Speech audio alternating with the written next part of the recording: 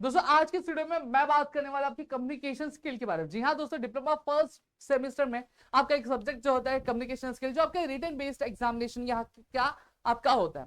अब यहाँ भी इस सब्जेक्ट को लेकर मैं आपको बता देना चाहता हूँ, बहुत सारे मेरे ऐसे दोस्त होते हैं जो अगर डिप्लोमा में है और अगर वो अभी इसमें थोड़ी सी लापरवाही दिखाते हैं, तो मैं आपको कहता हूँ कि जिस सब्जेक्ट को आप बहुत ज्यादा अंडरस्टिमेट करो वही सब्जेक्ट आपको आगे चल के अंडरस्टिमेट करने लगा और आपको इस सब्जेक्ट में केटी गिरेगी। आप बोल रहे होंगे सर क्या मजाक कर, अगर भरोसा नहीं होगा तो थोड़ी सी लापरवाही करके देख लो, आपको खुद ही चीजें पता चल जाएगी।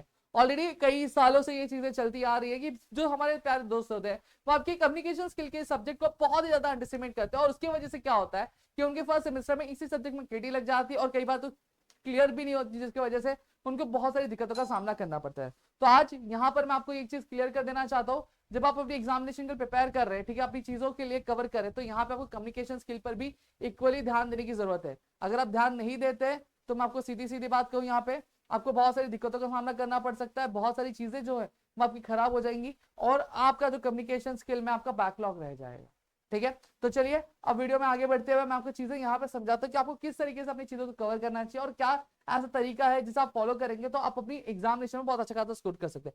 लेकिन उससे पहले मैं आपको बता देना चाहता हूँ, गुरुवार के दिन, जी हाँ दोस्तों, यानी आपके परसों के दिन आपकी जो है बैच लॉन्च हो रही है आपके क्रैश कोर्स की। ठीक है, किस कौन से क्रैश कोर्स की? जहां पे आपकी कम्युनिकेशन स्किल की क्या बैच लॉन्च की जाएगी, जहां पे दो बैचेस होंगे, एक होगा आपका लाइव बैच, ठीक है, और एक जो होगा आपका क्या होगा, रिकॉर्डेड बैच होगा।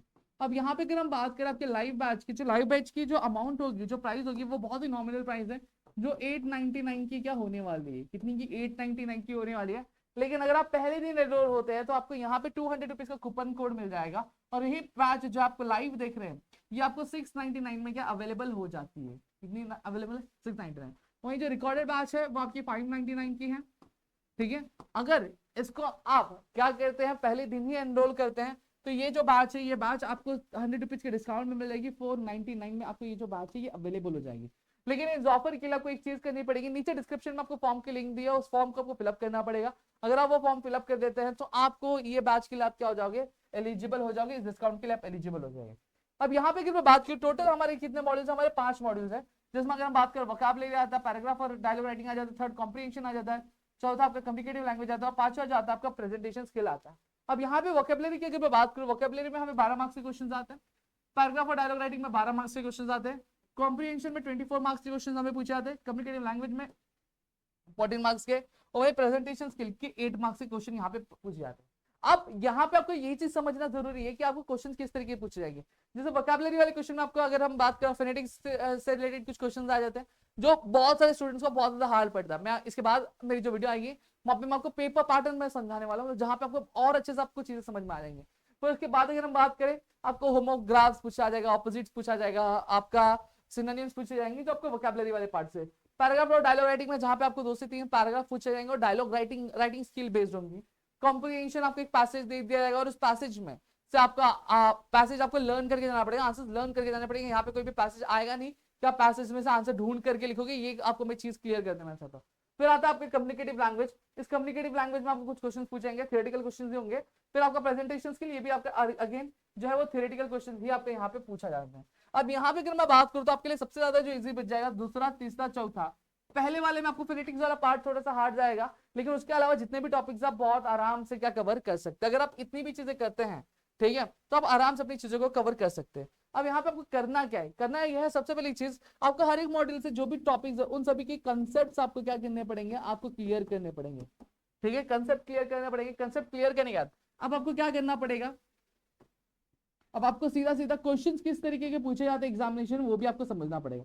अब बहुत सारे बोलेंगे सर इंग्लिश है, इंग्लिश में क्वेश्चन किस तरीके पूछे जाएंगे। मैं आपको कह दूं कि ग्रामर का टॉपिक भले ही आपने अपने लोअर क्लासेस में पढ़ा हुआ है, बट हर एक स्टैंडर्ड में, हर एक एग्जामिनेशन में क्वेश्चन पूछने का जो तरीका होता है बहुत ज्यादा अलग होता है।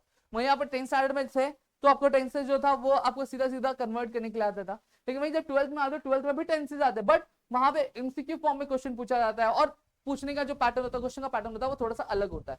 इसलिए वो आपको चीजें समझनी पड़ेंगी। क्वेश्चन समझने के बाद, आप क्वेश्चन समझने के बाद आपको क्या करना है, पीवाईक्यूज पे आपको ध्यान देना पड़ेगा।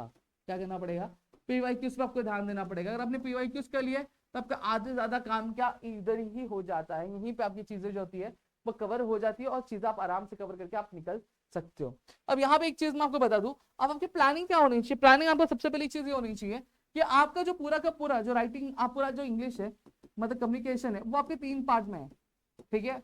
पहला आता है आपका ग्रामर वाला पार्ट, जो कि बहुत इजी, आप आराम से कवर कर सकते हो, ठीक है। फिर दूसरा जो आता है राइटिंग स्किल वाला पार्ट, और तीसरा जो आता है आपका डिस्क्रिप्टिव वाला पार्ट,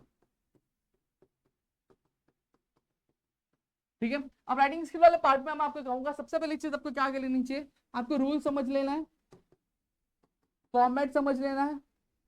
फिर फॉर्मेट समझ लिया, उसके बाद आपको प्रैक्टिस चालू कर देनी है पैराग्राफ और डायलॉग्स लिखने की, समझ में आ गया। फिर वहीं पे ग्रामर वाले पार्ट के अगेन मैं रूल समझ लूंगा।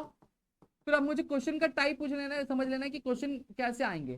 क्वेश्चन का टाइप इन द सेंस किस तरह के क्वेश्चन पूछा है, तो मुझे कैसे पता चलेगा। प्रीवियस क्वेश्चन पेपर उठाओ, देखो कि इस पर्टिकुलर टॉपिक से मुझे किस तरह के क्वेश्चन पूछे गए, किस तरह के सवाल पूछे गए, और मैं आपको लिख के दे सकता हूँ कि इस साल भी बोर्ड एग्जामिनेशन में उस तरीके ही क्वेश्चन पूछे जाएंगे।